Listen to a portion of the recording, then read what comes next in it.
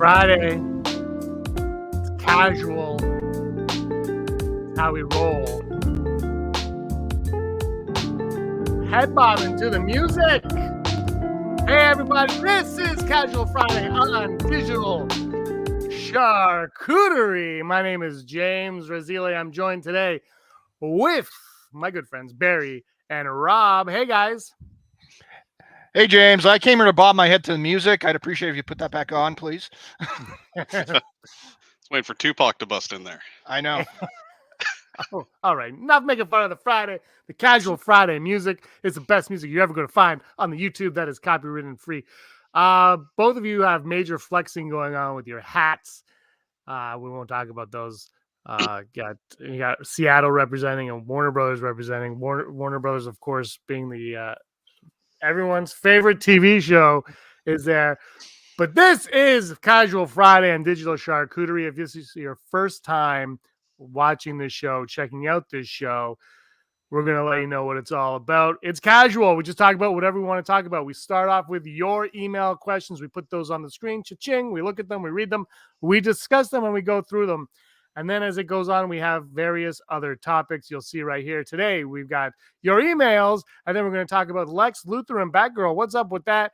The Sonic the Hedgehog shared universe, and we've got some Batman conversation coming up later on to get going. If you want your email read on this and discussed on this show, send us an email at digitalcharcuterie@gmail.com. It is on the screen and it is in the description down below as well. And that's how we do it here.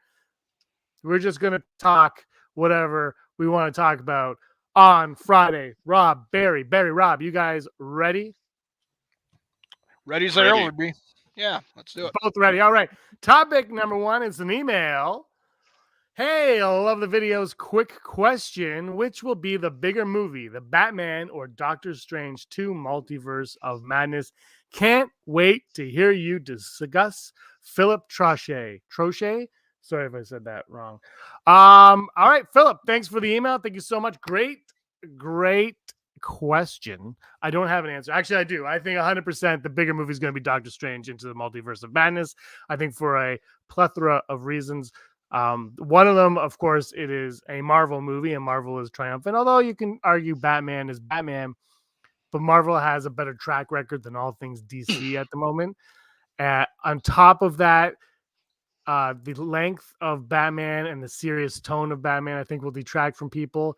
And adding even more to that, Rob, we'll start with you after this last thought, is Doctor Strange 2 has multiples upon multiples of cards up their sleeve that they could pull out at any time when they think that they're tracking a little bit weaker than they need to be. They could pull out their Professor X. They could pull out their Wolverine. They could pull up their John Krasinski in a billion different roles. They could pull out whatever they want. And they've got that, and they have that in their back pocket, just like they had with Spider-Man, where they had the 3 Spider-Man ready to go. So, Rob, what are your thoughts? Who will be victorious, Batman or Doctor Strange? Well, just for context, we're looking at like the entire box office, right? At the end of the day, which one's going to have more, right? Worldwide, assuming that's what we're thinking of. Sure. Yeah. So I do agree with you. It'll probably be Doctor Strange 2 in the Multiverse of Madness, mostly because, I mean, it's got an entire universe of, however many movies it is now, 26 movies or 27 movies. This will be the 28th, I believe, one of those two. And just for that amount of stuff and all the hype going into it, and the fact that it's a Marvel movie and they've been doing quite well, especially with Spider-Man, I do think it'll probably be Doctor Strange 2. However, there is a factor here that I think could lead Batman into doing much closer to like they might be closer than we think. And that's for the fact that, we've now had 4 Marvel movies last year. I believe that all 4 of them did not show in China. And Batman, we know, is going to be in China. So, I mean, it could, out of nowhere, the first superhero movie in a long time showing up in China, that might cause it to, make like $400 million or $500 million. Who knows, right? It could be like a gigantic blockbuster in China. So I could see if Doctor Strange 2 is still not shown in China, just like the others were last year. I think that China number could prove to make it closer than we think it could be. But right now, I think with what we know about both of the movies and the length of the Batman, I do think Doctor Strange 2 will probably make a fair bit more. I think it'll make more than $1 billion. I think the Batman could still be a question mark as to whether it will make $1 billion or not. But right now I'm going with Doctor Strange 2. Barry, what do you think? Yeah, I was siding with Doctor Strange too. I think for me, as much of a DC fan as I am, I think Batman's a little played out. That's kind of my biggest critique with the Batman series is it just seems like they're reinventing the wheel. Doctor Strange 2 kind of caught me off guard just because I did watch the WandaVision show, and then I took myself and the family to Spider-Man: No Way Home, and that kind of lit the fire under all of us. I think Marvel's on a roll here, and I think Doctor Strange 2 is going to continue that kind of what we've seen in all the different Disney Plus series. I think Batman again, it'll be solid because it's a new Batman, a new iteration of the Riddler. But again, I personally would like to see them pull in some other like less known villains and maybe give them kind of a present day spin. I think if you want to definitely re-energize the Batman series and kind of continue that legacy, that's the way to do it. Box office wise, yeah, Doctor Strange 2, I think in the Americas is going to do really well. Just the West in general. The East is the big question. And again, I'm going to go Marvel on this one just because I know in countries like Japan and South Korea, Marvel does have a real heavy presence there already. So the fact that you tack on that name to a movie series will have it do slightly better. And then the Batman, everyone kind of knows Batman too, but not as well as Marvel in the East, in my opinion. So again, I I never think China's kind of a, I don't know. It's interesting. As I watched kind of some of the Marvel and DC stuff, just kind of go back and forth in China. It's interesting what clicks and what doesn't. So I'm gonna go vote more on kind of what Japan, South Korea, and South Asia are gonna allow and what's popular there to kind of make that decision. It's fine. Rob, I never thought of the China factor into it, but I don't think. What would it make in China? You think like 100 million? I don't think that's going to be the difference between these two films. I think 100 is what 100 is what I think it probably will make. But I'm just saying, it's possible that because there has not been like really a superhero movie in China released in like however long, right? Seemingly, I don't know. I don't know if Venom 2 was released in China. That I don't know. But I know from the MCU. Did we lose Rob? Buffering. Rob's buffering. I look. I think it's $100 million, whatever. I don't think it's going to make more than that in China, Barry. I think, it just, and I think even if it did do that, and Doctor Strange didn't premiere in China, I just think that there is going to be more of a difference. And I know the Batman is selling well ticket wise, especially south of the border. But I can tell you, let's just for a perspective. I don't live in a big city or anything like that. It's a tiny, but for perspective, let's just use my theater that I'm going to be going to, and let's just pretend that reflects the world. Okay. My theater for Spider-Man No Way Home was so jam-packed that it had to add an extra showtime, a couple extra showtime on the Thursday screenings. Okay, it had to add more showtimes earlier in the day than they wanted to. The Batman, Barry, I haven't bought my ticket for the Batman yet, and I'm going on the first day that I can, but I don't have to buy it now because I'm telling you, and I'm looking at the app that I think it's 5 or 6 seats have been sold for that show. And the show earlier than it, there's one showtime earlier, but it's in a lesser theater.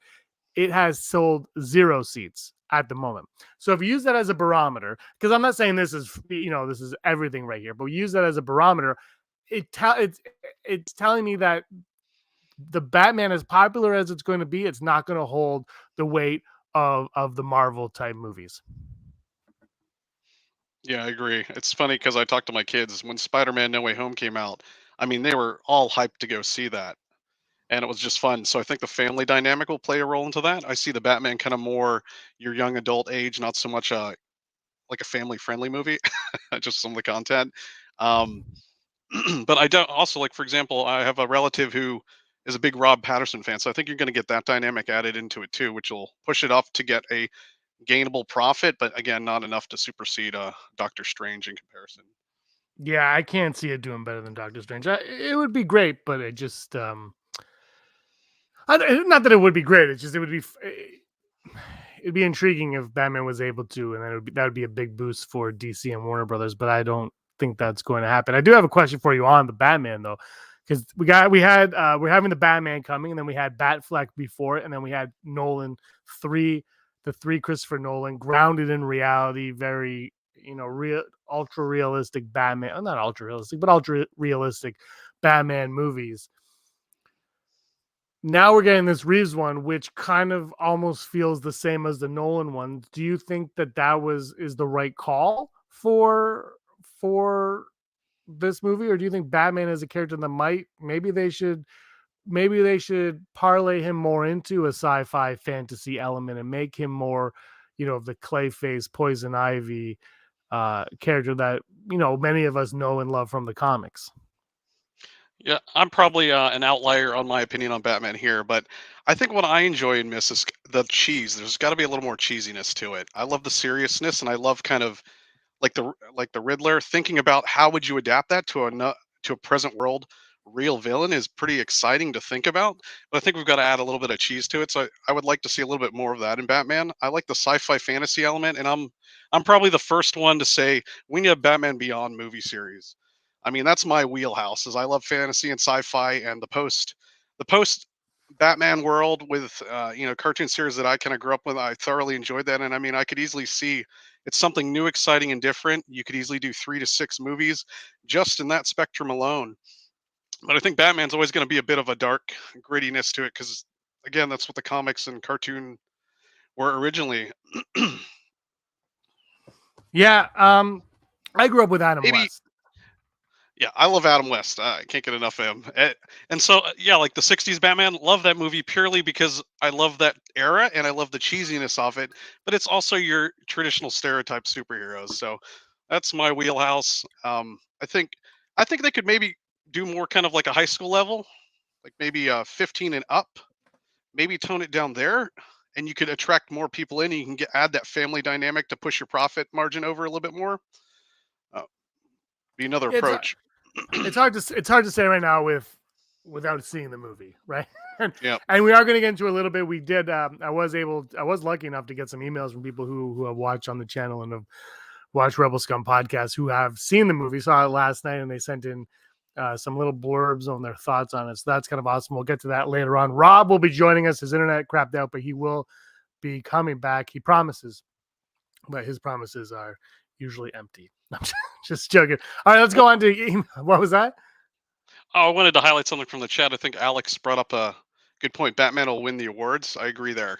It always seems to be the case when you're watching those award shows when it comes to like best cinematography, best soundtrack, actors, actresses. Yeah, I think hands down the Batman, especially after the Nolan series, is really they're going to take home a couple Emmys with that one. I think I believe The Dark Knight was nominated for cinematography, and actually Batman Forever was also nominated for best cinematography. Batman Forever, the Joel Schumacher classic, which I actually love that movie. I know I'm the only one, but whatever. I'm the only one that needs to like it. I'm the only one in my own I like head. Batman Forever, so I'll get kicked off the chat for that one. We need more Batman and Robin. Exactly. All right, let's move on. Let's move on to our second email. And our second email says, "Hi guys, hello.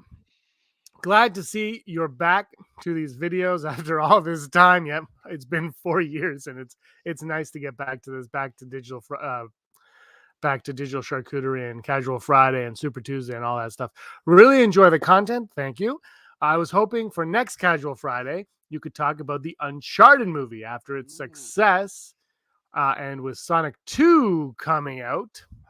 If you think there is hope that video game movies will start being good and do well at the box office." And with this topic, it's perfect timing. Rob is back. Barry, I hope you don't mind. I'm gonna start with Rob on this one, Barry. So before his internet dies on us again. But Rob, I know you're a big gamer. Barry, are you a big gamer? Yeah, I'm more an RPG guy, so Final Fantasy is my jam. All right. So Rob, I know you've played Uncharted. I know. Okay, I know you're interested. You were probably going to go see this movie because you go to see every single movie that comes out.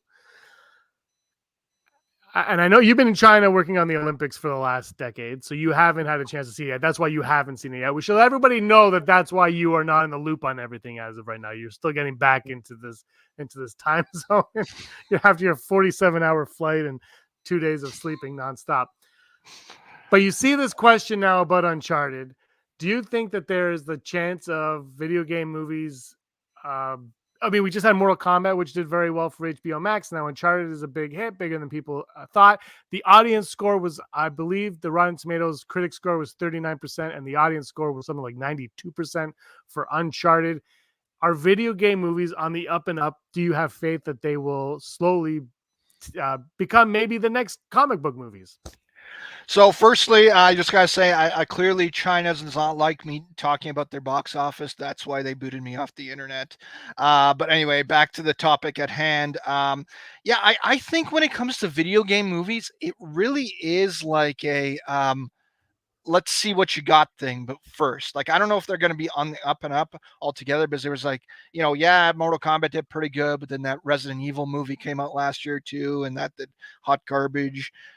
So it kind of like depends on the property, and it seems like something like Uncharted, like the fans and like the moviegoers like to see stuff like that. Sonic, very kid friendly, very fun type of stuff, especially when a property like that goes as far as they did, where it's like they released the first trailer and everyone hated the design, and they literally went back to essentially, please the fans and give you a much better look, a look that's more akin to what they see in the video game. And yeah, I think that it will be literally like a case by case basis about what they'll want and what they what will catch on and what won't catch on. But what I do think that something like Uncharted and Sonic and possibly Sonic 2 really hits on is that if it's good, people will see it. Video game movies aren't just dead. They're not just, release a video game movie, you'll make no money and it won't be good at all. It's literally like you gotta like put all the effort into it and make sure that you're putting out a product that the fans will like and the fans will care about and stuff like that, and then that will work out. And I also think that it also didn't hurt that the fact that you got Uncharted that came out with literally the biggest movie that's come out with the same star, I should say, as the biggest movie that's come out in like 2 years, and having Tom Holland in it did not hurt whatsoever, I don't think, especially the fact that how good Spider-Man did. But anyway, that's kind of my thoughts. I think it's going to matter case by case basis as to what's coming out. Resident Evil won't do well, those types of properties, but when you're releasing something like Sonic or Uncharted, that could work out very well. And I look forward to seeing Uncharted. I hope it's good. I haven't seen the new Resident Evil, but I don't know. That seems like a franchise that it has thrived. Like there was 9 of the other ones, and then this one. But I feel like that's a franchise that deserves better and can be better. Barry, have you had a chance to see Uncharted? And what do you think of the future for for video game movies? I haven't seen it yet. It's on my list. Again, I think Tom Holland is kind of in his golden hour as an actor. So anything you slap his name on is going to drive a crowd. So that's a very strategic marketing strategy.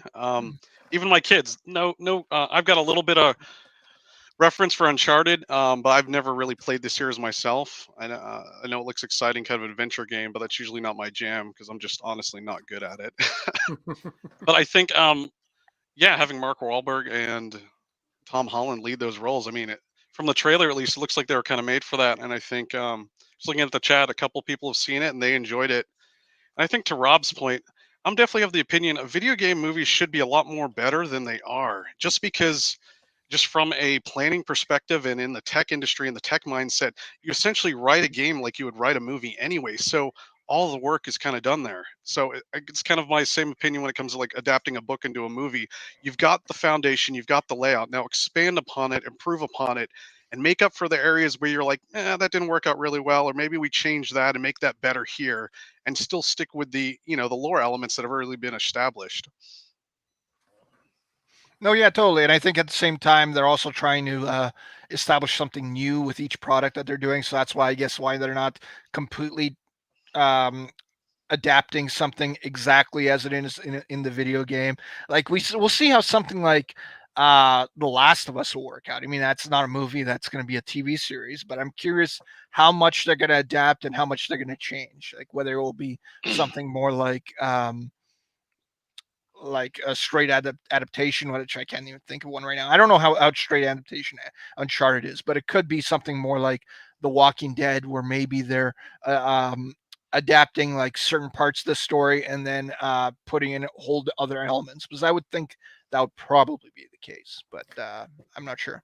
Do you think that's one of the things that hinders video game movies? Is the video games have these big, epic, prolonged stories that are very detailed centric, and they take you 20, 30 hours to complete, 45 hours, whatever it is to complete. And a movie, you've got 2 hours, and they strip it all down and they kind of give it the bare bones, and it's almost, they'd be more beneficial instead of to straight up recreate what you're playing. Is kind of they need to have more of the heart and soul of the game into their stories. I was just watching the 2018 Tomb Raider the other day, and my favorite parts of that movie were the parts where it wasn't Tomb Raider. I just felt like they kind of I was like, oh, this is actually fun. I'm like, but this is not Tomb Raider. Like, it's like Tomb Raider, they almost try too hard to make them movies when it's like, I don't know. And then we talk about this, with Batman coming out. And but what Marvel was like, they were kind of like, screw superheroes, we're just gonna do it, right? There's no like big elaborate. The origin stories aren't big and elaborate anymore in the Marvel movies. They're just kind of like, yeah, this is the character, this is it. Yeah, like Shang-Chi, he doesn't fall into a vat of acid and come out as a kung fu master. It's like he's like, yeah, I trained. It's like the Marvel just kind of like, you're gonna like it, just like get you, like they kind of understand that you're already on board. And I think video game movies should understand that as well. As when you go see these movies, we're already on board. We know what's going on. And actually bring it back to the Batman. The thing that I like about Batman being in his second year as Batman is they know that we know Batman's backstory. Like, if I have to watch his parents get murdered again or Uncle Ben die again, I just like, I don't need to sit through that anymore. I've been through that. My childhood, like, we've seen that a million times. And video game movies, they need to maybe just take that next step and act as a sequel to the game, and just little verbiages here and there to let you know what it's all about for the people, for the noobs that are in the theater watching these things. Just like, guys, we all love Star Wars, and in A New Hope ended up being the 4th part, and all it is a line from Obi-Wan Kenobi saying, "The Clone Wars, yes, we fought in a war," and everyone's like, yeah, okay, that's enough. And then you see it and you're like, okay, well, there's a big thing there. That's all these things take. We forget that sometimes all you need is a line of dialogue to explain what's going on. But I digress. I was going to use Monster Hunter as a reference. Yeah. Saw that. That's a good example where it's like they just, the game was great in and of itself, and then they spent like 30 minutes not even really getting into the lore, killing any hope to hook an audience in. Then you get the battle scenes at the end, and you're like, that was it. I think a little more heart and soul, a little more understanding of the lore. And then to your point, James, throw in a couple throwaway lines that, sum up 30 minutes of content. Yeah. We gotta say hi to Mr. Rez in the chat. Mr. Rez, I'm a big fan of Mr. Rez. Hey, Mr. Rez. On Rebel Scum, I say the opposite, but on here, I say I'm a big fan of him. All right, let's move on to our next email topic today. This is our 3rd email. Bam! This is a longer one, so I got to take my breath. Hello. Hi. I got to watching your latest live stream late. That's fine. Thanks for watching. And I was thinking about the Batman and the possibility of the Joker in it. Everyone seems to be thinking about that. Do you think the Joaquin Phoenix Joker is the Joker in this world? And as time goes on, he was slowly forgotten about, and BK, I'm just going to say BK, Barry Cohen, becomes obsessed with the urban legend of the Joker and picks up the mantle. And if the Internals guys isn't playing him, who would your choice to play the Joker in the Batman? Thanks, Miguel A. Thanks, Miguel. Barry, let's start with you. The Joker, look, the Joker is, I actually really, really enjoy that movie, The Joker. I don't think that that universe is in this universe whatsoever, but Barry, I'm going to let you start with it. Oh, I don't know enough to comment accurately. I don't think, but you haven't seen. Here's the thing: you haven't seen the Batman. I haven't seen it, so you know. Have you seen the Joker? Yeah. Yeah, so you know as much as I do. So just speculate away and let's hear what you have to say about it. Again, I don't know. I think his portrayal is probably one of the best Jokers we've received, and it would be entertaining. But I'm just curious to how DC's doing it. Again, in a Marvel way of things, I could see them using Joaquin Phoenix as that Joker in this new reiteration. But again, DC's kind of like, it seems like they throw a lot of things at the wall and see what sticks. I think it's an interesting concept for someone to kind of pick up the mantle of the Joker. I'm not too educated on the comics, so I'd be curious to know if there was a rendition of that already, and if there is, yeah, let's incorporate that. Let's see. Rob, I'm just looking at you know comments. more comics, Rob. Yeah. Well, Is yeah. there- is there? Well, again, there's so many different versions of it that I can think of. I can't think of one off the top of my head that is like that, but of course there are, like, multiple versions of the Joker where they do it, where there's um, in the Flashpoint universe, right there. That's Yeah. one where Martha Wayne is Joker and stuff like that. So they could literally do whatever they want. I mean, it would be interesting very much, and similar to Barry, how you said, it's like, I do think that performance Joaquin does in that movie is one of the best ones. Like, it's right up there with Heath, I think. But the only reason why I can't put it as high as Heath is the fact that he doesn't have a Batman to play off of. Right. Like,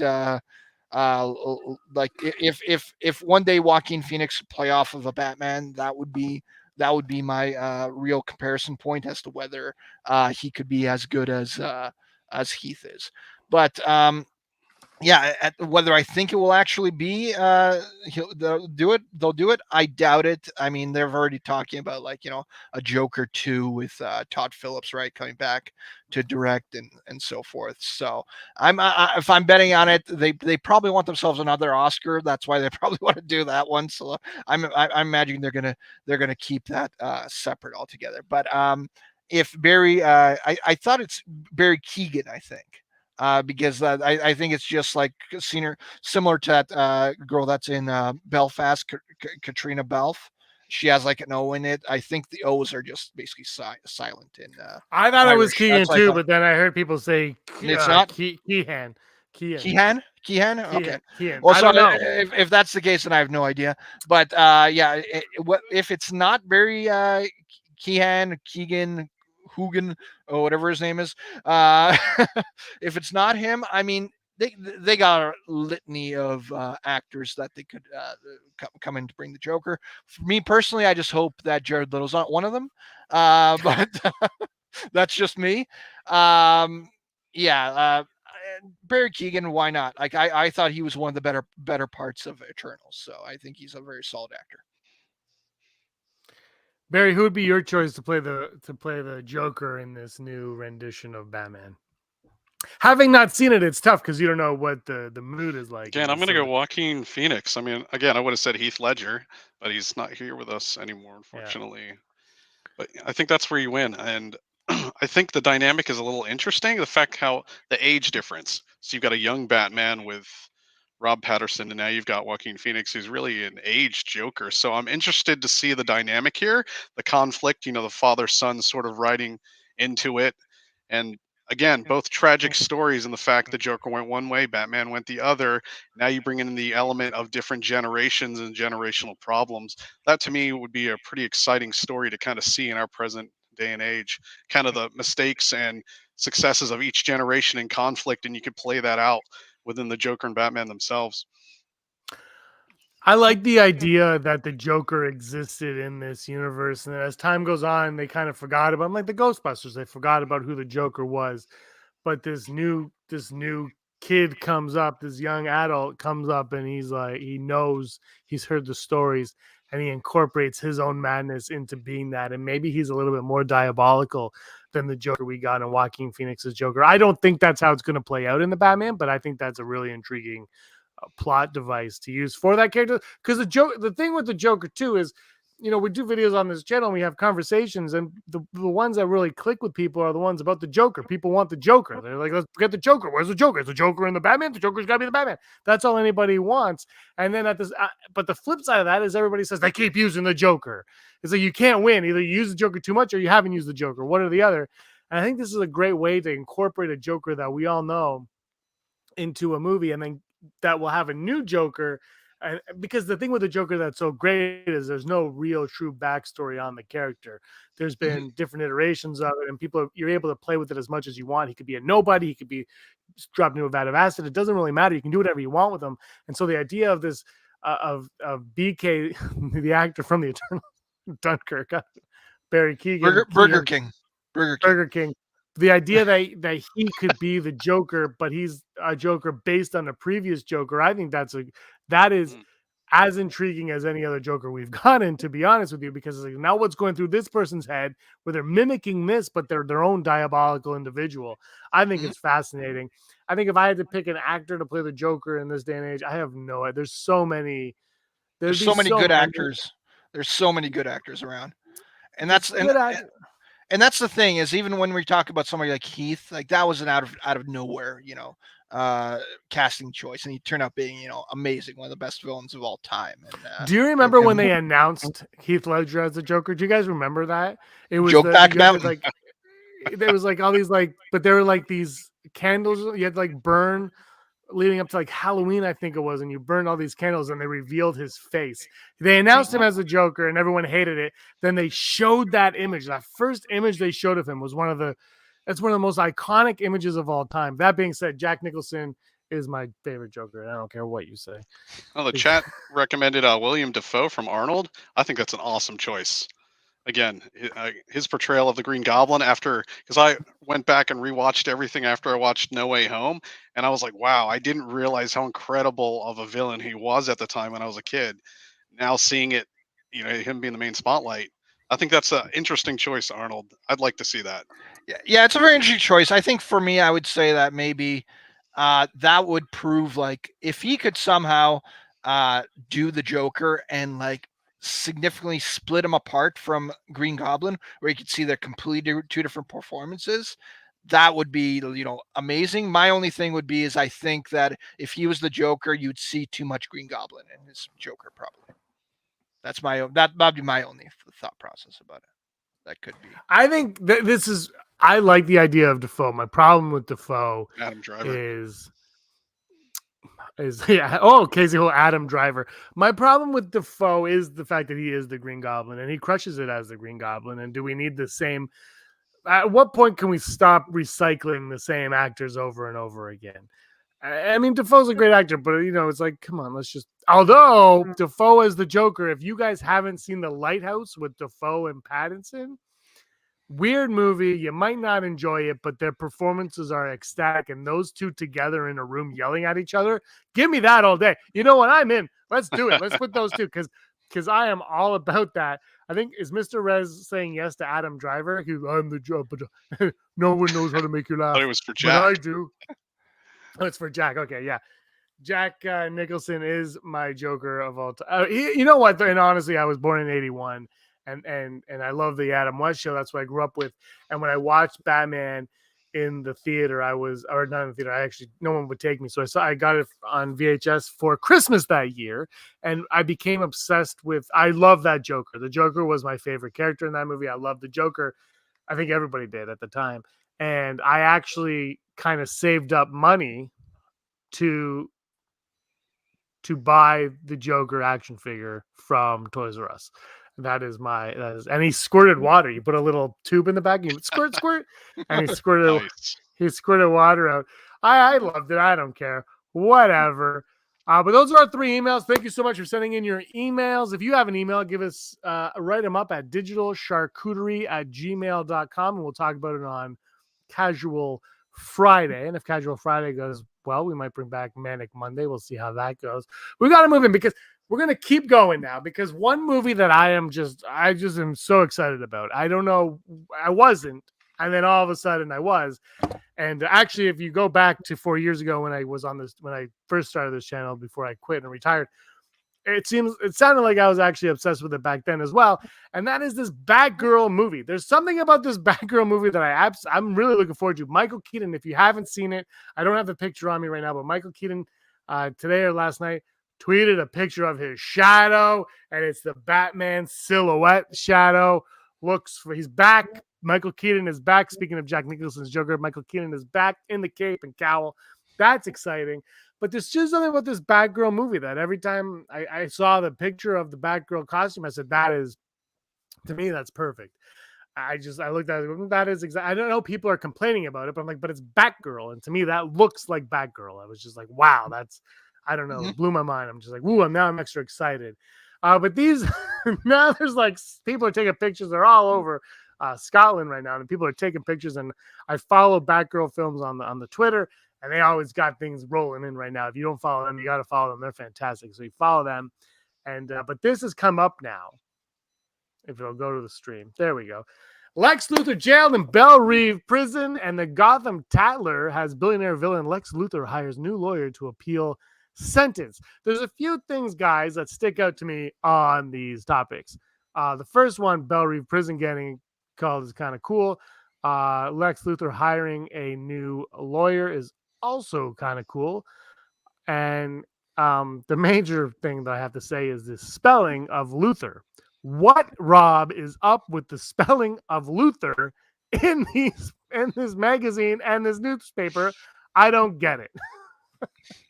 I mean, my only guess could be is that somebody at the props department got messed up completely. Maybe not a big fan of those Christopher Reeve movies whatsoever, because of the fact that if they just watched those movies, they would hear the specific Luthor, Mr. Luthor, from Otis over there.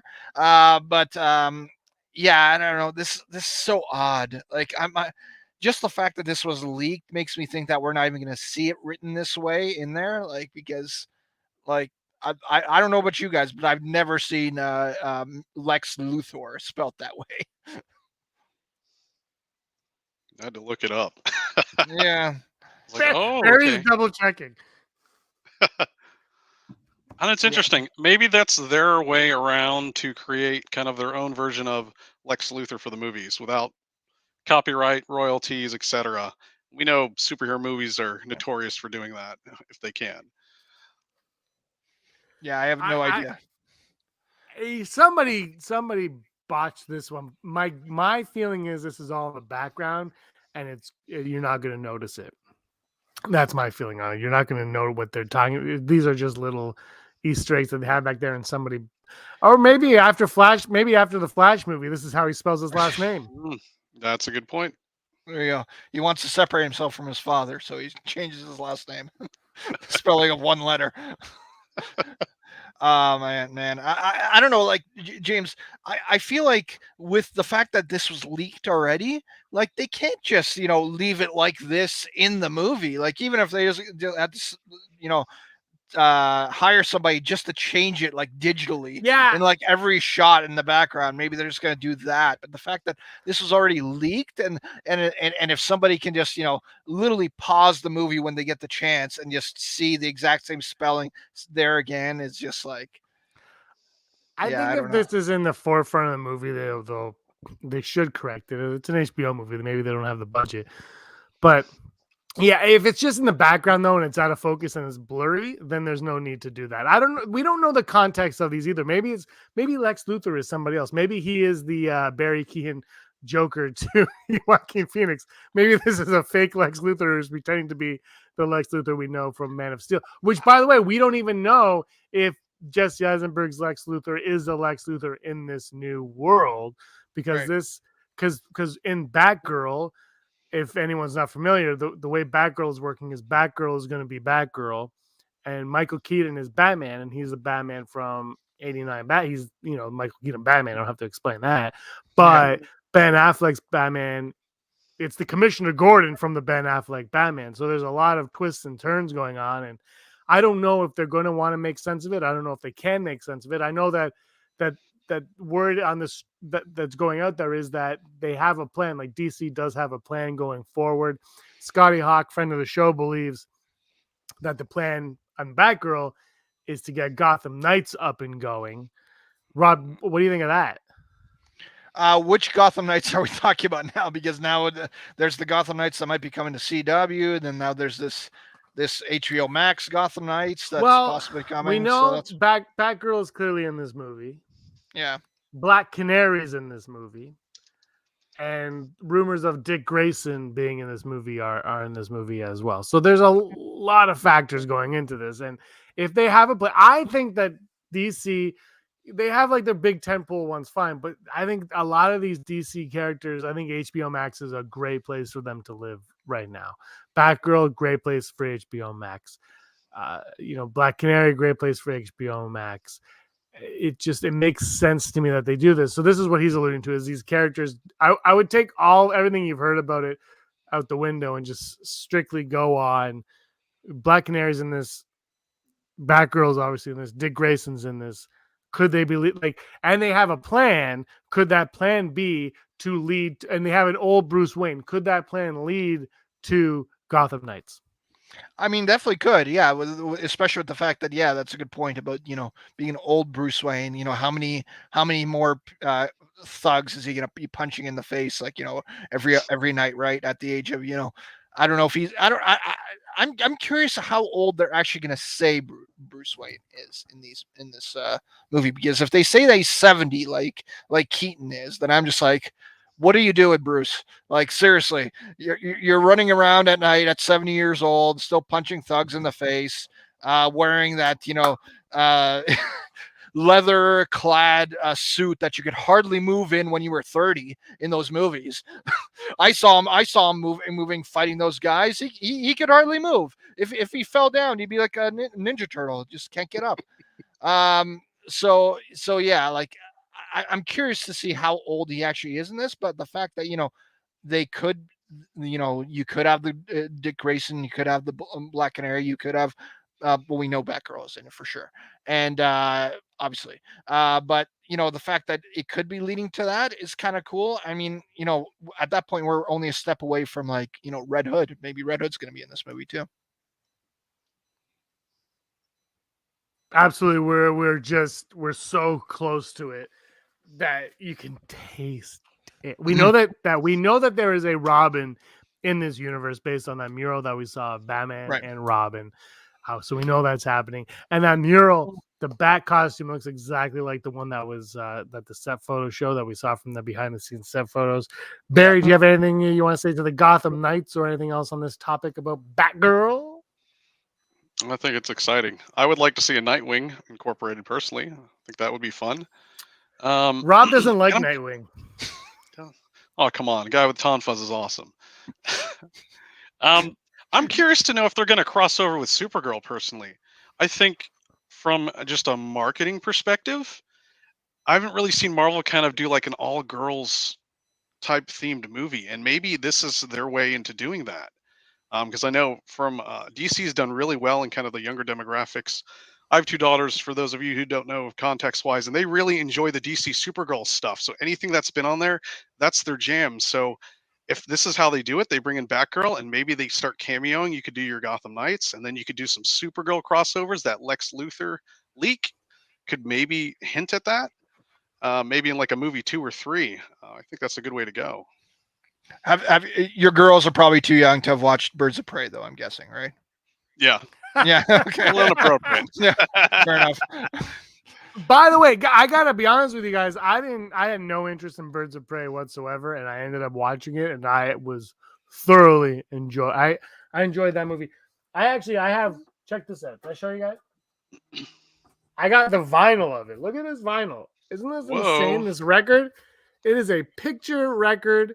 Both sides. Look at that thing. It is nuts. It's got some good music on it, whether you like the movie or not. But I don't know.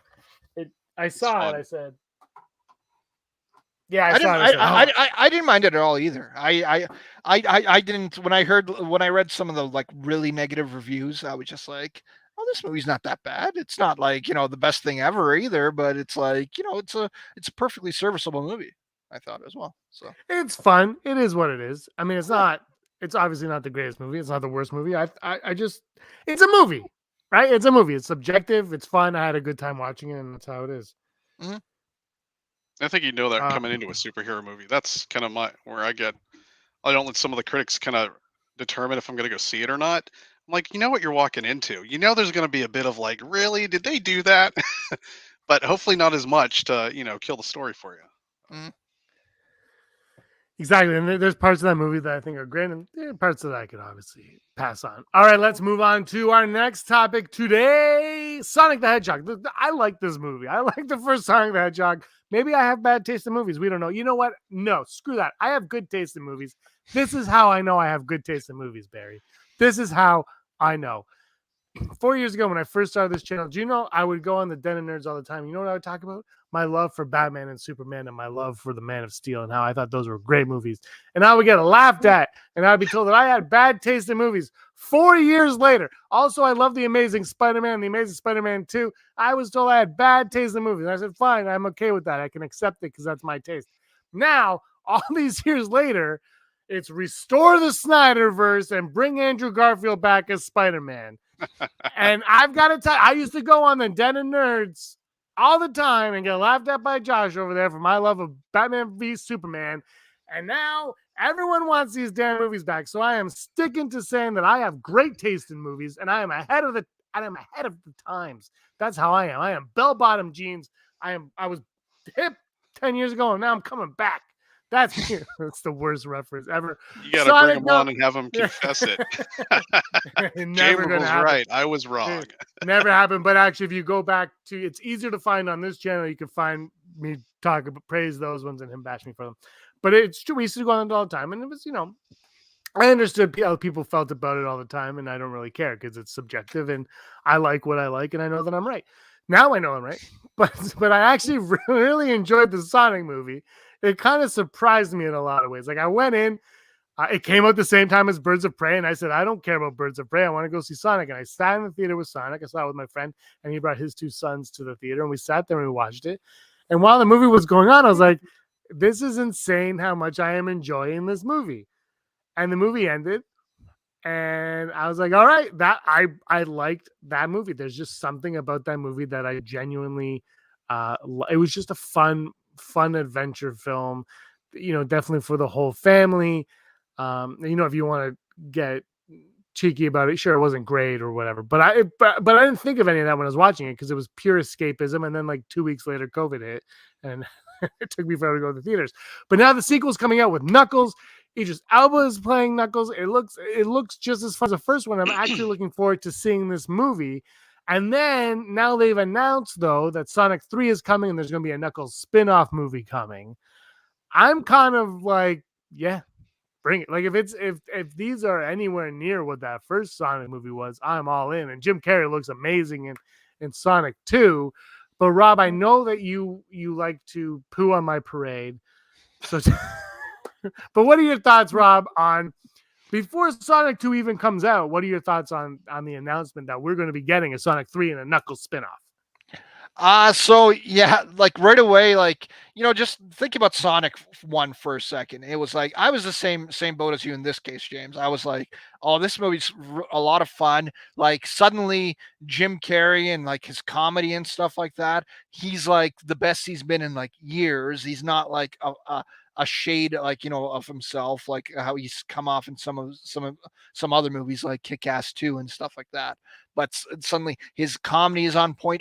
The entire comedy in that whole first one is just on point. So, and then seeing this trailer for Sonic 2 and seeing the same type of feel and stuff like that for it. So I'm hyped for Sonic 2. And now all of a sudden the announcements of Sonic 3, which I didn't think was all that surprising, but a Knuckles spinoff movie. I'm just like thinking like, I played these games, and obviously this movie takes its liberties with like the story and all that type of stuff. But I'm just like, is there enough story for a Knuckles movie? I'm just like they can make up whatever they want, and it could easily be really funny. But I'm just like, wow, like they're coming up with all this story for a Sonic 3 and a Knuckles spin-off movie. I'm like, what is Knuckles gonna be like?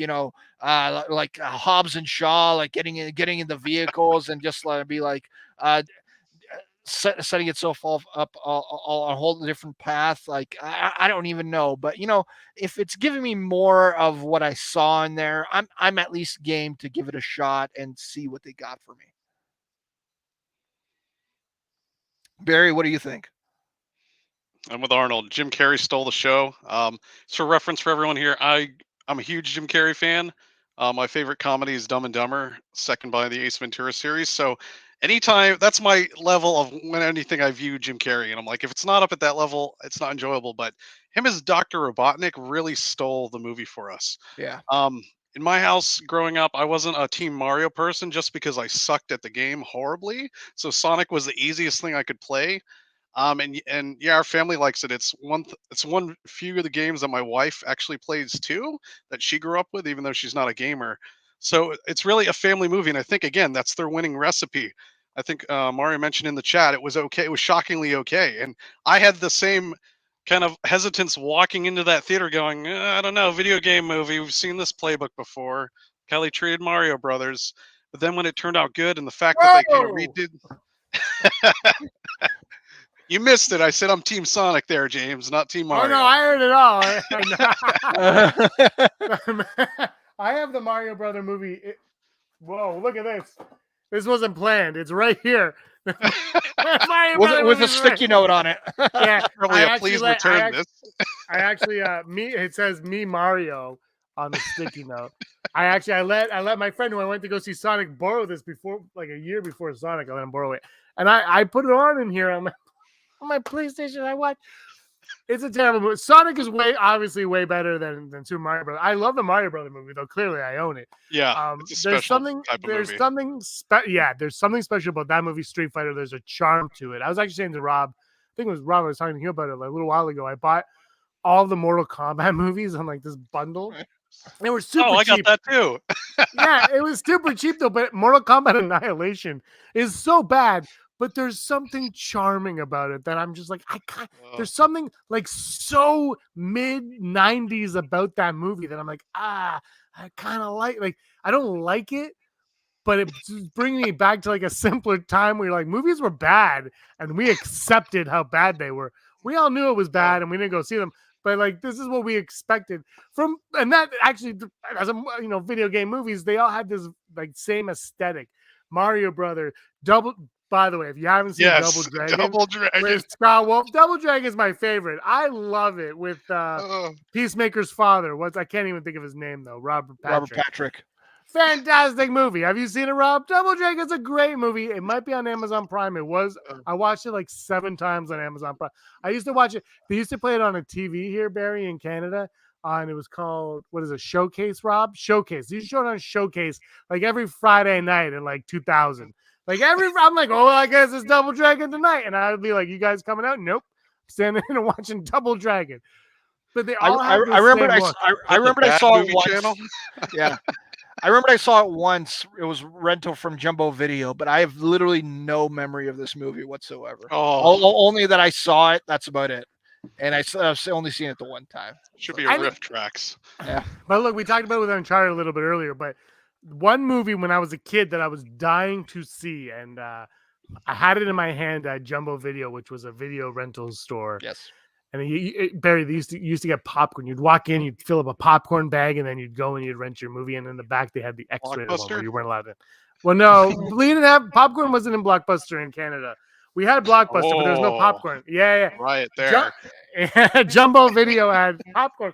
And I remember being in there, and I picked up this VHS tape, and they were all empty cases. If anybody remembers video stores, you go up and they find the movie. And I picked up this movie, and it starred Dolph Lundgren, and it was my favorite superhero, my favorite comic book character. I was like 11 years old, and I said, "Mom, I want to rent this movie tonight." And she goes, "Okay." And she took it on my hand. It was called The Punisher with Dolph Lundgren. And my mom has it in her hand, and she goes, "This is the one you want?" I'm going, "That's the movie we're renting tonight." She goes, "Okay." And as she says that, this woman behind her, bitch, says, "Oh no. Oh no." And mom goes, "What?" She goes, "That is a horrible movie. Do not watch that movie." And my mom was like, "We're not renting it." I go, but it's The Punisher." And she goes, "We're not watching that movie." And so I actually have never seen that movie still. But my point on that one is comic book movies were once, if you remember the Captain America movie, Fantastic Four, the Roger Corman stuff, comic book movies were once what video game movies are today. Or movies were in the 90s. So we're just slowly catching up. So video game movies, I think, they're in a good spot, I think. I think we're getting there. And I think the Sonic news is fantastic. And the great thing about Sonic is I think Twitter and the social media is a terrible place, despicable place for 90% of the time, but they got it right with Sonic. They got it right. And I think Jim Carrey I don't think Jim Carrey liked the initial Sonic design, because when you hear interviews with him, he's like, they listen to the fans and they got Sonic right. Like everyone knows this is what Sonic should look like. They screwed up, and that's that. Before we move on, do you guys have anything else to add to my rant about how great Double Dragon was? I was going to comment and say, I forget the channel, but it was always playing in the U.S. on that channel that no one really watches, that's movies pretty regularly, that were old and not very good. And you're like, oh, Double Dragon's on again. Old I don't and not remember it very being this good. bad and cheesy. I don't remember Double Dragon being bad or not very good or old. I remember just being. I remember the first time I saw it was on that channel. But I don't know if you guys know this though, but like or notice Street Fighter, Super Mario, and Double Dragon, and then Annihilation, Mortal Kombat Annihilation. They all have like the same production design. There was this weird thing where they all were like, this is what video game movies look like. And Super Mario Brothers and Double Dragon are post-apocalyptic. And they both like, this is what the post-apocalyptic video game world looks like. It's like, why does it look like that? And then Street Fighter had the same. You're like, I don't know what it was, but like they went to the same production designer each time, and the production designer was like, well, I don't know what a video game is, but I think it looks like this. And that's how they presented it every time. And look, actually, and in all fairness, though, Mario, Street Fighter, Double Dragon, and Annihilation, well, the three of them, the production design is not bad. It's not great, but it's not bad, but it's not the video games. I don't know. I kind of think that Annihilation's is kind of bad, to be honest. But well, I withdrew Annihilation. I withdrew Annihilation I was at the hyped end. for it. yeah, Then I walked out of the theater. That was around Mortal Kombat Mythology release, though, right? So everyone's like, "Oh my gosh, they're gonna put in like 40 characters," and they tried. And I just try very they show up loosely and disappear and die randomly and all that type of stuff. There were a lot of missteps in Mortal Kombat Annihilation, let's just say. But anyway, whatever. Let's move on now to what everyone wants to talk about, and that's the Batman. We're talking about the Batman.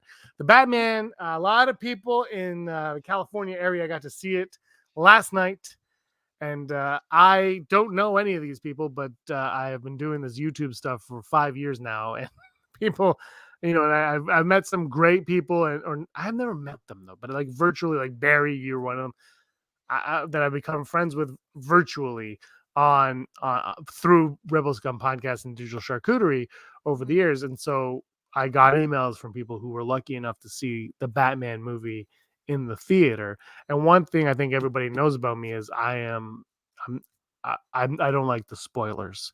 You need leaks and you need stuff to grow the viewers. I understand that, but usually when we do leaks and stuff, we try to make it more playful and we talk about it here on the channel.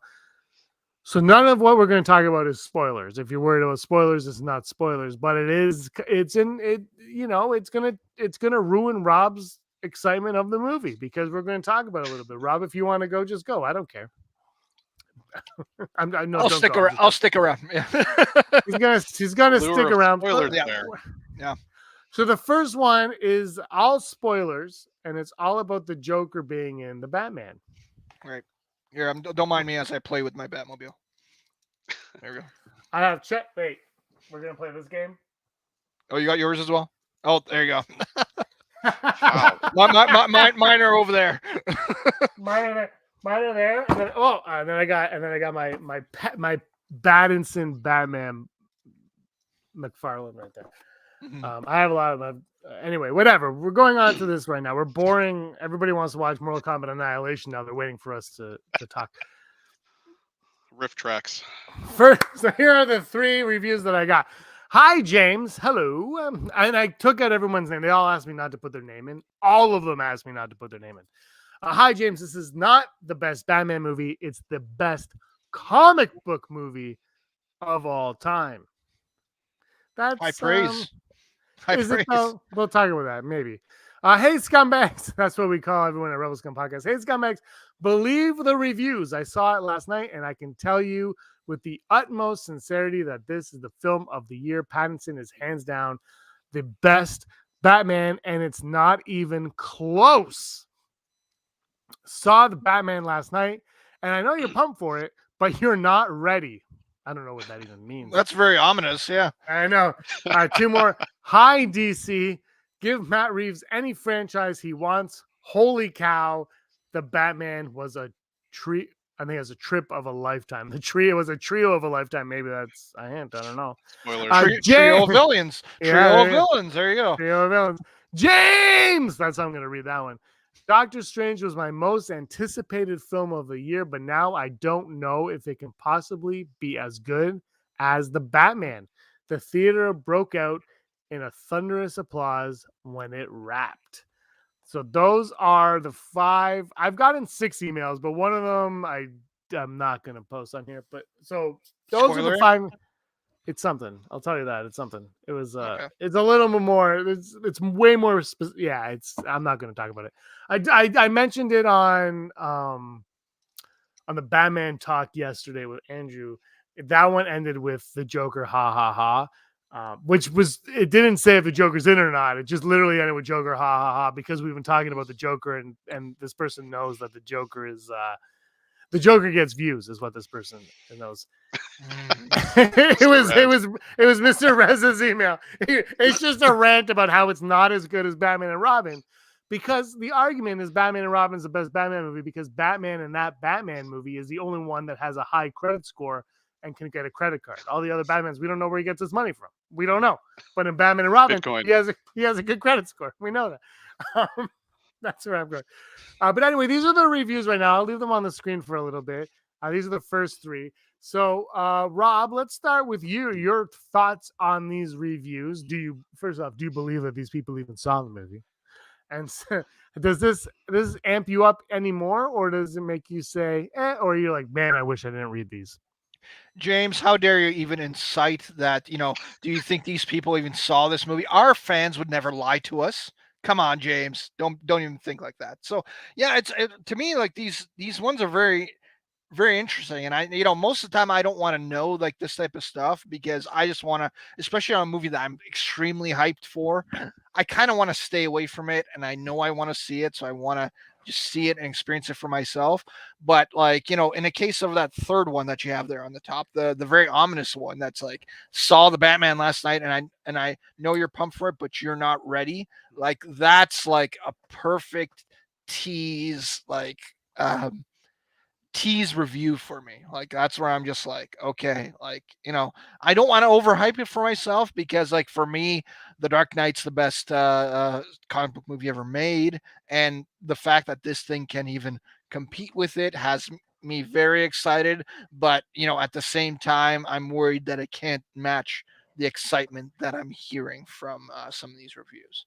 That's the only thing I agree with you. That's my one concern, and that's when I talked to Andrew Fantasia about this yesterday on the Batman chat. Is we see the Uncharted, right? The 39% critic, the 92% fan. We see the Last Jedi, 90% critic, 40% fan, whatever it is, right? We see those discrepancies, and it's like, well, wait a minute. If you go into Uncharted and you're told it's the worst movie ever made, and then you like it, even if you like it just a little, even if you're like, well, that was fun, because it's so low here, you're going to raise that bar, right? It's going to go up. And conversely, on the other side, when critics are like, this is the greatest movie ever, if you watch it and you're like, well, that was good, it wasn't the best movie I ever saw, you're going to then maybe, and I'm saying you, the general you, right? Then you're going to put down, no, this movie's not what you think, and all of a sudden you're like, no, screw the critics, they're wrong. It's good, it's not great, and I'm not worried, but I'm wondering if that's going to be the problem. Is these reviews influence us, and they don't necessarily influence us in, oh, this is a great movie. So then we all come out like, oh yeah, that was a great movie, but it twists us, and we're like, no, it wasn't that good. You guys were sold on something that wasn't there. Barry, you see the reviews. They're all very positive, except for that ominous one. We don't even know what that means. Right. That could be like, it was really bad. We know you're pumped for it, but it sucked. There was a lot anyway, but I had a conversation with anyway. But Barry, you see these, what do you make of them? I'm intrigued. I like that the best comic book movie comment has got me thinking and the wheels turning. I'm thinking back to kind of again, I'm gonna go Marvel here. Spider-Man Into the Spider-Verse. I'm like, are you telling me they made a live action version similar to that? Because that was phenomenal. And if that's the case, you've got me hooked and intrigued. Because I don't know if I'm gonna go see the Batman right away. I may wait just because of my opinion on the Batman series in general. But now I'm intrigued. And the fact that I'd also like to know whereabouts in California some of these people are, and I'd be curious to know. I think when it comes to critics, they can invite you next time. I'm in Washington. We pretend we're California. Well, and for me, I'm just thinking about it. It's like, hey, I was literally in California for 5 hours earlier this week. Why can't I just push it over and then just watch the movie with these people? That would be awesome. Yeah. I don't know. I'm kind of jaded for critics. I think I'm not I shouldn't say I'm not a fan of the critics. I understand their purpose and in the industry, but I think from just my viewing and my opinions on what I like, I've noticed is I'm going to go kind of more the fan base. And then I know the critics, if the critics and the fans are both saying, hey, this was awful, then it probably is. If there's a little leeway balance, I'll probably have to go see it for myself. And that would probably move me from it's the greatest of all category times to, it was a good movie. I enjoyed it. It was worth its money, but is it going to be long, something we think about 10 years from now, 20 years from now? And then, a conversation about what was that movie you referenced, William Dafoe and Rob Patterson arguing at each other? Now I'm intrigued. The Lighthouse. The Lighthouse. Yeah, I'm like, are you telling me that's what we got? Because that's what it's sounding like based upon these comments. The Pattinson in that movie is very good. I thought he was good in Devil All the Time. I didn't think he was great in that one. I thought he was great in The Lighthouse, though. The Lighthouse, I thought he wasn't nominated for best supporting actor or whatever in that one, but both of them should have been. They're phenomenal in that movie easily. You like Me Lobster, James. You like Me Lobster. The mermaid scene is weird. This movie it's weird though, because it's like, if it's great, that's great. But does it live in the DC? Like, does it affect other DC movies?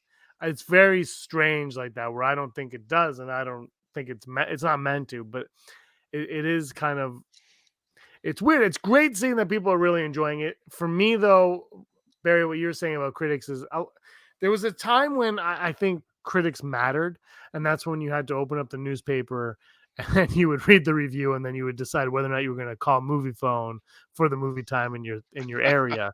Now that's not a thing, right? Now it's like, well, I'm going to go on my phone, I'm going to buy my ticket, I'm going to pick my seat for the show, or I'm going to wait for it to show up on digital and just rent it in like 3 months, 2 months, whatever it is. Like, there's not much time. It's not the same era we're living in. And critics used to be, I don't know what they were. They were like film scholars or whatever, who had, their heads up their butts usually, but they were like people who really, who they didn't just enjoy a movie, but their whole purpose was to watch a movie and analyze a movie, right?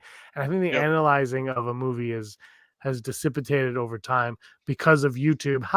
And social media, and all of a sudden critics aren't just critics anymore. They're Joe on I almost said Joe Blow, but that's actually a page. But they're people, but there's just like guys in their mom's basement who are like, I'm gonna go watch the Batman, and I didn't like the Batman because of, and it's like, well, that's just an opinion, and the job of a critic is not to be opinionated, it's to be more objectified by the movie and bring out what worked and what didn't objectively, not subjectively.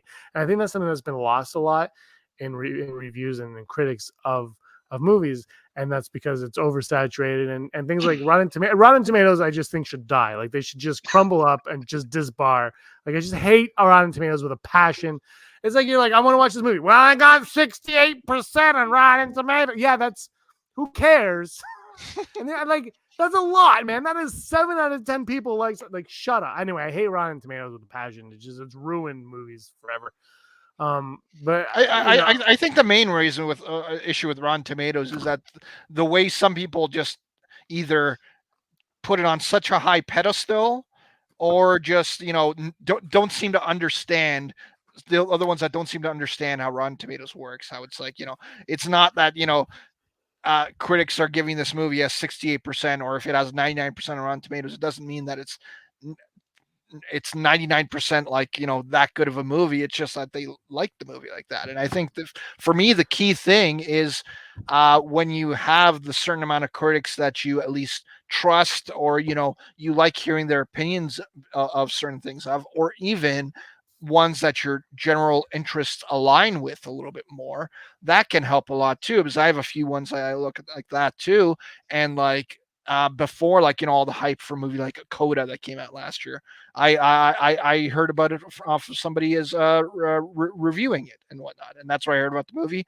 And then I decided to go ahead and watch it, and I love the movie. It's great. Like Val, the documentary like about Val Kilmer, another one that I just found out from a random critic that I just watched a review, and I'm just like, oh, I gotta check out this movie, and it was a great movie. So I think that's like more the key part about it, not just going on Rotten Tomatoes and being like, oh, look at the percentage, that means it's amazing, and now I go to watch it and it's not amazing, and Rotten Tomatoes is crap and all that type of stuff, right? Like it's either being looked on the microscope way too much, even though it's just literally just an aggregator. That's all it is. It's aggregated, and it's for me. I don't know. It's just whatever. People use your brain. If Batman looks like a movie you want to watch, go watch it. If it doesn't look like a movie you want to watch, don't watch it. And if you're on the fence, then maybe listen to somebody. But I don't know what we're. Oh, by the way, if you want to listen, we are going to be talking a Batman spoilerific cut talk next Friday's Casual Friday is all Batman spoiler talk, top to bottom. 4 hours long. I'm making this up, but it's just going to be talking about the Batman on Friday. That we're going to wait till Friday. It's got to be at least as long as the movie, at least. Yeah, at least. Mr. 4 hours. That sounds good. Mr. Rez hates all rotten vegetables. There we go. Yeah, imagine if it was 4 hours. I could probably, we could probably talk about that movie for 4 hours easily if we wanted to. James says as he's wiping his eyes, talking about the movie for 3 hours. Oh my God. Just like I'm thinking about sitting in a theater, sitting in a theater with people coughing on his commentary. Yeah. But Rob, you are going to go see this movie on Wednesday, and you're going to. I'm putting you on the spot now. You're going to do a straight out of the theater initial reaction of the Batman on video. We're going to post that right away. I'm not going to watch it because you're going to ruin the movie. Say whatever you want on that. I wouldn't spoil it, but say whatever you want. Wednesday night, you're going to do it straight out of the theater. Hey, Rob here. I saw the Batman and it sucked because Matt Reeves can't direct a trash can. I don't know. Matt Reeves, by the way, I was really excited when he got hired for this movie, and I was extra excited when he was hired to do this movie because he said it was going to take place in year 2 of Batman, which means that this is, and I've said this before, it's an unofficial sequel. There's already been a Batman 1 where a year 1 of Batman. This is year 2, and one of the best freaking movies ever made, one of the best sequels ever made is Dawn of the Planet of the Apes. And that is a sequel to a movie that he didn't make, and that's basically what he's doing now with the Batman. And I think that's the greatest idea, the best idea is we all know, like I said this earlier, we all know Batman. We don't need to watch Martha Wayne die again, unless, of course, the word Martha is really, really important, Zack Snyder. But we don't need to see that happen again. We know it happens. I can't wait to watch this movie. Rob, what are you going to say to ruin my life? The one thing that just has me fearing it a little bit is I don't know anything and I haven't been reading stuff, but I still have a bad feeling that if we're not going to see the Waynes die, we're going to hear a gunshot or we're going to hear something, and I just have a bad feeling that we're gonna get it. There will be some. I just watched Batman v Superman the other day, and I forgot how the first 7 minutes is just the Waynes being killed in that one. Mm-hmm. Martha. Yeah, They killed 2 Walking Dead actors. And they did. And I can't reach my Batfleck McFarlane figure is way up top there. I can't reach it. But I think Ben Affleck right now is my favorite Batman. So Pattinson, come at me, bro. Come at me. Make me a believer. Well, James, speaking of the figures, I went to a store for the first time since like January 24th today. And I went into there, and I know you like collecting these figures. They got now what I saw a figure. It's of the animated Superman from there. Yes, and he's wearing the costume from the black costume from I might have to transfer you some money for that one because I've never seen that one. I do have the Batman animated series and the Batman animated series variant where he's wearing the blue and gray because I'm a big blue gray Batman guy. That's how I live. I live for the blue gray Batman. I have, but the ones that I have though, I have 2 Batman Who Laughs, and then I have a blue gray Batman. I have Arkham, the Arkham game Batman as well. I just have my favorite Batmans. I go overboard with them, but not overboard with them. I only get the Batmans that speak to me, okay? Because there's like 90 of them. So I get the ones that means. And this one, Pattinson, you better live up to this. What you're saying is you don't go Goldie Hawn overboard with them. No, I don't. But I bought this Pattinson one. It's actually a really nice figure. But I bought this one in the hopes that he's going to be one of my favorite Batman, that I'm not going to be disappointed in this because when I bought it, it was cheaper than it is today because I got it right away. Like I pre-ordered this crap. I pre-ordered it and now it's up. It's like, Rob, it is $7 more expensive to get it today than when I bought it. I saved $7, Barry. I am a penny pincher. I will say this about it, considering this might be our last time to talk about it before the movie. No, I'm very excited about seeing Robert Pattinson's Batman, and I think he's going to be a fantastic Batman. However, if there's one thing that concerns me slightly watching these trailers and stuff like that, I don't know what I'm going to think about Robert Pattinson or Matt Reeves' Bruce Wayne. Oh, I can tell you. Sure I can tell you right now what you're gonna think. I've read the prequel novel. This is not a Bruce Wayne that we've gotten before. It's a very different Bruce Wayne. I think so he's not a playboy. I got that out of the trailers. He's not a playboy. When I read the prequel book and then I watched the funeral scene and then I watched. I haven't seen any of the clips myself. There was a trailer that dropped, and I watched the trailer. But when the prequel book, it sets up Bruce Wayne very beautifully. It doesn't like Batman.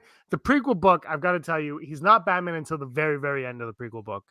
And the prequel book ends with the line, "I am the shadows, I am vengeance, I am Batman." That's how the prequel novel ends. It ends with him being Batman.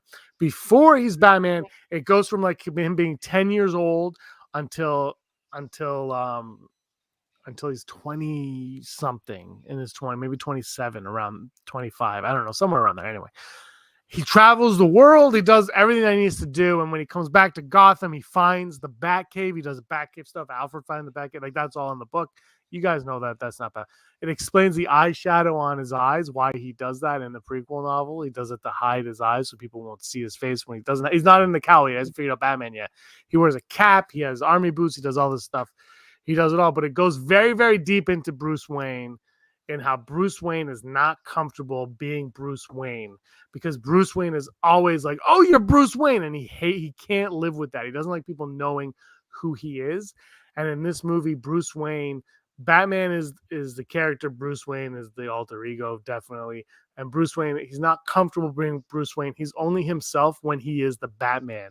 So I think you're going to see a very awkward Bruce, not like geeky awkward, but like an uncomfortable awkward Bruce Wayne in this movie. Someone who is unsure of their surroundings, of themselves.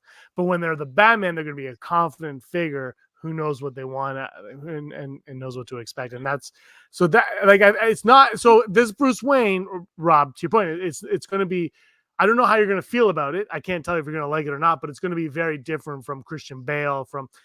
It'll be the exact same as George Clooney, but it'll be very different from Val Kilmer and very different. It'll be the most different Bruce Wayne you've ever seen. Well, so at the same time, like even though you're saying that, like I'm completely cool with that entirely. Is especially if that's where he is now, and then if he builds up this Bruce Wayne persona as it goes, like if this movie is as good as it is, and Matt Reeves says that he has 2 other movies possibly planned out that he could do, maybe that means that Bruce Wayne will grow into the Bruce Wayne that we know of, and he starts becoming more of a playboy, or maybe not entirely much of a playboy, because but regardless, maybe that Bruce Wayne character will grow as these movies go as well. So I think as long as it's done well, um, it could be great. Like even if they don't have the Playboy persona figured out there. I mean, yeah, I was only pointing out the only part that I wasn't sure about yet when it comes to Robert Pattinson as Batman / Bruce Wayne. I think he's gonna be very good as Bruce Wayne, just based on what I just said. Mm-hmm. I don't know how he'd be as a playboy if he does grow into the playboy aspect of it. I don't know how he will be, but I do think he's going to be really strong as this one. Barry, anything you want to add to that? Yeah, now you've got me theorizing and intrigued. I'm curious to know if this is going to be the Batman version of the Joker. Just the whole psychological aspect of that. And now looking into it, I'm like, I'm thinking about it, I'm like, wow, are they going to kind of go like Unbreakable with Bruce Willis? And that's the character dynamic we're going to watch the whole movie, is this internal conflict. You can throw in a little bit of the psychology into it, and just kind of him going on his own journey in a different way, much like the Joker did. So that to me has perked my interest quite a bit, because it's something we've never seen. And just based upon those comments, if that's what they've done, then I can see why it's going to win awards and why people are really super hyped about it, because that is an awesome way to kind of retell the Batman story in a way we've never seen before. Mm-hmm. So I'm for it if it's kind of like a psychology thriller thing, where he's kind of dealing with these alternate personas of himself and struggling with that. I think a lot of people can relate to that, and I just think again, I've never seen Batman kind of deal with that stuff. So I'm intrigued. I'm glad you shared about that novel. That brought in a lot of context. The novel, if you can get your hands on it, I got it on digital on Kobo for $10. I don't know if it's necessarily worth $10 if you'll feel. I was fine with it. Like, I enjoyed it enough for the $10. I really did. I don't know if I could recommend it for that much. It's only like 100 pages or so, and it's got a couple of pictures in it, whatever. But I'm really excited for this movie, as you can tell. And it reminded me of when I was a kid. I used to get like the novelization of a movie that I would go see or something like that. And to just kind of get you excited to go see a movie, it accompanies it very well. It kind of sets the stage for it. The Riddler plays a way bigger part in this book than I expected, than I anticipated. And Edward Nashton, he's not the Riddler yet. Like, it's before the Riddler, before Batman, and it's kind of like why they become who they become. Yeah, this has me very intrigued about it. I'll probably read as well, but I don't think I'm going to read it before I watch the movie. I'm likely what I'll probably do in getting your recommendation out of it, James. I'll probably watch the movie, then read that, and then probably go see the movie again. Unless I hate the movie, but I don't know if that. Then I probably just won't care. I'll probably just go into emo Bruce Wayne in this movie and just be like, the whole world is against me and I freaking hate it all. And that's about it. That's my biggest concern. Is emo Bruce Wayne. Emo Bruce Wayne. Yeah. And also, Barry, you mentioning the awards aspect of it all. I mean, I know that they have awards aspirations for all this. However, I think that if this movie does get nominated for a whole bunch of awards, I think that people should not forget about the fact that if this is nominated for makeup and hairstyling, people should not forget all the people that we have talked to saying it's like, yeah, that penguin, that Oscar Cobblepot, that's oh shit, I forgot his name now for a second. Colin Farrell. Colin Farrell. That's Colin Farrell, and all people's heads exploding. And that should be enough of a factor to be like, yeah, this movie should probably win Best Makeup and Hairstyling. He looks amazing. They released a clip of him. I'm not gonna say what the clip is, Rob or Barry, because I know you guys are sensitive to all that. You don't want to see that stuff. But I'll just say they did release a clip. And there's 3 people talking, and it's just a conversation. There's no spoil, like nothing happens in this clip as a spoil. I'm guessing it's somewhat in the first quarter of the film, maybe in the first half hour of the film. This is what I'm guessing.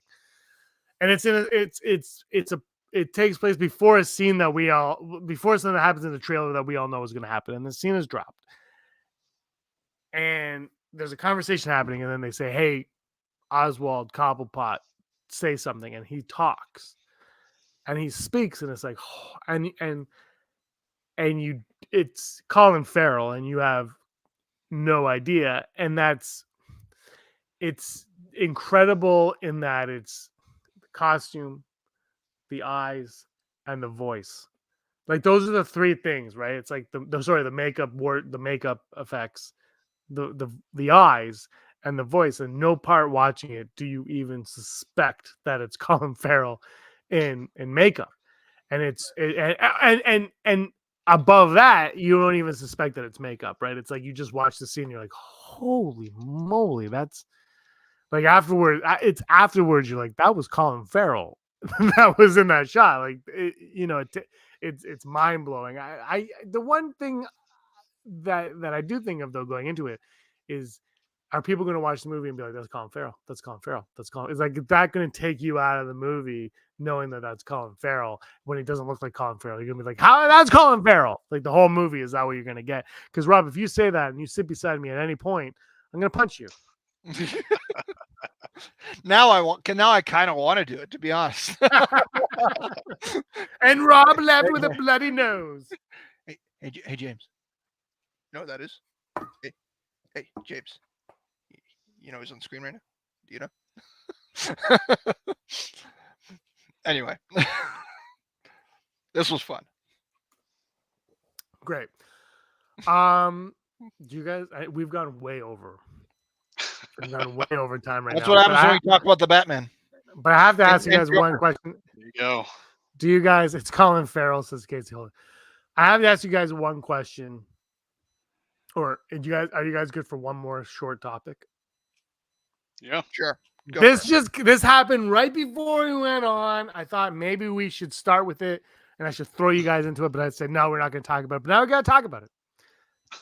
There's word going around that Disney has released their slate of upcoming films for the year 2022, 2023, 2024, 2025, and I believe 2026. And in the year 2025, and I'm asking you guys this based on you guys, I know you guys are both Star Wars fans, and that's why I can throw you into this without you guys knowing what the hell I'm talking about. But 2025, Untitled Star Wars film is said to release in 2025. Okay, fine. But 2023, I think in December 2023, Rogue Squadron is on the slate to premiere in 2023. And I thought, well, I was trying to figure out if what I saw was old or new or whatever. And then Best Spin Bulletin, which is pretty good with their leaks, they've been pretty accurate on things. They tweeted it out saying Rogue Squadron's coming, or they put it on Instagram. Somewhere they put it on. Rogue Squadron is coming out in 2023. Patty Jenkins' Rogue Squadron is coming out in 2023. Last we heard, it was on the shelf. It was on the back burner. It wasn't happening. We didn't know what the state of it was. But then word came out, Rob, that Patty Jenkins dropped out of Cleopatra. She said, I can't do Cleopatra. I got to focus on Wonder Woman 3 and Rogue Squadron. Then we're like, what is Rogue Squadron still happening? But now, based on this, it looks like Rogue Squadron's still happening. Rob, you're wearing a Warner Brothers hat. Wonder Woman 2 going first. Wait, I should take it off. But what do you think of this Rogue Squadron? I love that habit. What do you think of the Rogue Squadron? I mean, I'll be honest, it's promising for me to hear this, but I'm still in a situation, especially with this movie. I'll believe it when I really see it. It's showing problems, and just seeing that that's the date that they have planned, and if that's the date that we have planned, then we should start hearing stuff like concrete stuff about it very soon. It's 12 because I would assume December 22nd, 2023. It's December 22nd, 2023. It's a Wednesday. It's the same day that an Untitled Disney animation movie comes out. Sorry, Rob. Just wanted to let you know that's the date, just so to fit onto your point. Well, yeah. So again, it gets me thinking about it then, because then it'll probably start shooting well before the end of the year, I would think. And if it's actually happening, if this is going to be the date, then we'd have to start hearing about stuff fairly soon, I would imagine, right? Like, and I'll only believe it if that starts happening. If we get our first casting announcement within the next 3 or 4 months, then I'll be like, oh, maybe this date's going to actually hold. But as of right now, and the way this whole part has been going with Lucasfilm and their directors and the Patty Jenkins stuff that has already been, we know about, I'd be surprised if this date is actually gonna happen. But at the same time, hearing that reputable sources are saying that this looks to be true gives me some hope. Well, it looks to be true that the report that this listing of upcoming Disney films is true, not necessarily that the movie's coming out that day is true, right? That's the targeted release date for this movie is true. That's what they're saying. But if they have a new targeted release date and that's it, then that gives me hope. Is what I'm really saying. But that's the only question. But as of right now, and seeing what they would have to have on tap over the next couple months, makes me doubt it a little bit. Barry, do you doubt it? I do. I'm skeptical. Fooled me once. Shame on you. Fool me twice. Shame on me. I don't. Based on I'd have to see a little bit better from Patty Jenkins personally. I think the Star Wars has their winning team. It's in the Mandalorian crew. So I think I'd be a little more confident if they brought some of them on as maybe not directors, but consultants, or generally playing some part of a foundational role in some of the decision making. I think would give me a little more hope. And again, I go back to our video game conversation. I mean, Rogue Squadron was a beloved game for a reason back in the day on the N64. I mean, the formula is there to create a winning movie. You just need some people to execute it correctly. And then if you want to add and modify some things, do it. People are going to go see it. And I think Star Wars fans in general, we've all been waiting for those epic dogfights that we so missed out on. I mean, one of my favorites, my favorite probably from the Disney era is Rogue One. I mean, the dogfight in that was just phenomenal. And I'm like, you need to take that, throw in episode 3, and then blow it to Kingdom Come with expectations. And you're going to draw your Star Wars fans in there and you're going to unite them. You're going to get profit. I mean, it's a win, win, win, win, win. I guess for me, I think the common sense aspect of it seems so simple, but I'm a little concerned of the Hollywood studios are going to kind of, stick their noses in or not let the people who've done successes do what they need to do to make the movie successful. So I'll have to hold out. But thank you for letting me know about Bespin Bulletin. I'm usually on Reddit for that information. So now that someone's got a little more credibility, I'm going to have to read up. Oh, wait, here's the first casting announcement. Tom Cruise is going to be in Rogue Tom Squadron. Cruise is in it. Actually, then it would probably happen, though. It sounds like a meme. I gotta say, earlier today I read an article. It was an interview with Rick Famuyiwa on. God, I can't remember who did the interview. I'm sorry, but and he said he loved working on Star Wars and the team, and how Favreau, Filoni, and Kennedy were like the shepherds of that, and they brought everybody in. But he said it was a team themselves that told the stories. Apparently, he's going to be directing episodes of Andor. That's the rumor. If that's the case, I'm freaking excited. But what he said, though, is to your point, Barry, is they have the team, right? The Kennedy, Favreau, Filoni. And the thing that everyone seems to overlook when it comes to Mandalorian and Boba Fett, the thing that they overlook all the time, and everyone, because I talked about this on the Rebels Come podcast the other day, is like everyone was obsessed with Bryce Dallas Howard needs to do a Star Wars movie. Oh, Dave Filoni needs to do a Star Wars movie because they like the episodes that they did of the Book of Boba Fett. And that's great. And maybe they should do a Star Wars movie, and I'm okay with that. But what everybody's forgetting is that Kathleen Kennedy and Jon Favreau and Filoni are the ones that brought these directors in, right? Like, and what you're saying is Star Wars doesn't have a Kevin Feige. And everyone likes to pretend that Kathleen Kennedy is Kevin Feige, but she's not. She's the head of Lucasfilm. Lucasfilm is more than Star Wars. It's Indiana Jones. That's pretty much it. But there's Howard the Duck. There's more going on there at Lucasfilm. So she's not the Feige. But you have like Favreau and Filoni, like you said, and I just think that like they have a winning combination there. They have like these two minds have gotten together, and they're a piece of Lucas, of George Lucas, that no longer exists, and they're a piece of that. And what they did with The Mandalorian by bringing in all these other directors, these talented people, who maybe you heard of, maybe you didn't. Maybe Bryce Dallas Howard didn't really do much before that in terms of nonfiction, but they brought them in, they bought in, and they brought their own sensibilities to what they were doing. And now we're like, man, I wish these people would do Star Wars.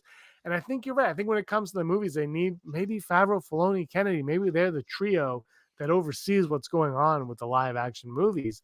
And they say, hey, why don't we take the movies in this direction? And they don't have to necessarily write them or direct them, but they hire a writer who they trust. The writer writes it. And they hire Bryce Dallas Howard or Rick Famuyiwa or Deborah Chow or something like that. And they because they know, they seem to know who has even in Book of Boba Fett, which I loved, but people were like, ah. The second episode of Book of Boba Fett, I can't remember who directed the episode, but she did a fantastic freaking job. People loved that episode. Hi, Disney Desi. We're just wrapping up. but people love that. People love that episode of the Book of Boba Fett. And this is someone that they pulled out and they put in. So I think, Barry, to your point, I think you're absolutely right. They have the perfect combination. Patty Jenkins could be a part of that combination for all we know. But yeah, that's how I feel, man. Give it to them. Let them guide it. Let them figure it through. Rob? Oh, 100%. Like you're preaching to the choir when you're asking me whether Filoni and Favreau should be involved, controlling Star Wars in this future. I mean, they're the number one crew to do it. Like, simple as that to me. I think also what's interesting of that aspect that I don't really hear much talked about is I didn't know like Robert Rodriguez isn't a Screen Actors Guild member, and that to me, No, he backed out because of what was that movie? Correct me if I'm wrong then. No, he turned it down. Sorry, Barry. He turned it down for Sin City because he wanted Frank Miller to co-direct, and the Directors Guild said the only people that can co-direct had to be like related or brothers and siblings and stuff like that. They had to be related, and so he backed out of the Directors Guild, and that is your knowledge. All right. But I like the fact that they're pulling in outsiders. I think that's the winning formula here. Lucas himself was an outsider. So I think that's the winning formula here is, yes, you have Hollywood procedures, organizations, deadlines, profit to meet, but you've got to bring the outsider in because they're going to look in with a fresh point of view and say, yeah, I understand that you want to do A, B, and C because that's what you've always done, but we need to think over here and then let them experiment. And hopefully they have the rapport and experience to back up what they're saying. And I think that's why The Mandalorian and Book of Boba Fett and those series are doing well, is because you've got that element that was missing a couple of years ago. Yeah. 100%. I mean, yeah, and when you're even talking about something like the MCU and stuff like that, right? Like, they're not like taking all these well-known directors and stuff like that and having them direct properties with us, right? Like, John Watts has now just done 3 Spider-Man movies, and I think before he did Homecoming, you'd be hard pressed to know somebody that really knew his name. Cop Car. But there you go. I love Cop Car. I love Cop Car. Yeah, but I just mean that he wasn't a name that everybody knew, right? No. Like, like it's not like for the DCU, right? Like Zack Snyder was a fairly known name even by that point when he went to go do Man of Steel, right? He'd already done his 300, he'd done his Dawn of the Dead, like he had a big repertoire of movies that people would have known him for. Meanwhile, not so much with guys like John Watts, even like Peyton Reed. Like you could look at his IMDb and know his movies and stuff like that, but they weren't guys that were like top of their field and ones that instantly came to mind when you thought of biggest directors in Hollywood. It's just they came in with their fresh perspectives, and now you got John Watts, who's literally on top of the Marvel world right now, especially now that he gets to do Fantastic Four next. And the big thing is movies are the Marvel movies, the Star Wars movies are different from traditional movies in that they're more of TV shows. Which makes sense for Favreau and Filoni because they understand who they can hire to fit into the mold and bring their own sensibilities to it. And look, if Rogue Squadron happens, I'm excited. I'm going to go see it. I'm not. My biggest concern that I've always said is we have Mandalorian, we have Book of Boba Fett, we're getting Ahsoka, we're getting Andor, we're getting Obi-Wan Kenobi. We're getting Mandalorian again. We're getting all this stuff on the streaming side. Like, what is going to entice me about Rogue Squadron to go see it on the big screen when I have all of this stuff on the small screen that I can look forward to. That's my big thing. But anyway, we ain't going too long, guys. I gotta let you go back to your lunch or your dinner or whatever you're doing. Barry's got a different time zone. He's like, I don't even know what's going on. So we're gonna wrap it up right now. But guys, thanks so much for being on Casual Friday with me. I hope you're all wearing like pants or something, like jogging Yes, pants. but I Or, won't you know, confirm that. No pants Friday over here. no pants I'm Friday. That's what we should. I'm still on China time. I think it's like 4 a.m. here. Yeah, Rob, I was surprised you did this with me. You bailed yesterday, but you did it today. That's great. But anyway, guys, thanks so much. Do you have anything you guys want to plug along? Like anything that you want people to gravitate to and plug? Rob, you've got to plug your review of Batman on Wednesday night. You got to plug that. Plug Absolutely. Yeah, absolutely. Come and see it on this very channel. I'm gonna talk about it and then post it immediately afterwards. It'll probably only be like a minute or something like that, but still. Yeah, I mean it's gonna. I will tell you right now, there will be no spoilers, and whatever I talk about, there will be no spoilers. That's Friday here on the channel. All spoilers all day. Barry, anything you want to plug, or are you gonna? Do you want to join us on Friday's spoiler chat for Batman, even if you haven't seen it yet? Sure. I'm the guy who likes spoilers, so I try not to say much during those key time periods. Yeah, that'd be fun. Love chatting with everyone here. Love the chat. Girls are very entertaining. If you enjoy independent film and audio dramas, follow me on social media. You can find me at CS Maverick Alliance or a variation of that. And so I've got some content coming later on. As you can see behind me, that is a sword from Final Fantasy X. I do prop building, costume designs, lots of fun things kind of coming my way. So if you enjoy that aspect of filmmaking, feel free to chat me up. I'm always open to talk about it. Enjoy it. Yeah, you DM me all the time with like, look at what I'm making, and I'm like, son of a, can you move closer to me so we can work on a movie together? But yeah, Barry, no, you have some great prop. I guess we'll call it prop designs, and you create some cool looking stuff. I don't want to say cosplay because it's not always cosplay. Not yet. I'm working on it. No, yeah, it's great though. It's fantastic. But guys, thanks so much for joining me on this Friday. It's very casual, good time talking. Everything we talked about, we went way over time. This could be next week's Casual Friday as well. We can cut this in half and do it next week. So thank you guys so much. I really, really appreciate it. And to everybody watching, thanks for watching along. Thanks for commenting along. Thanks for having a good time with us. And as I like to wrap up all of these shows and say, may you be the master of your own universe.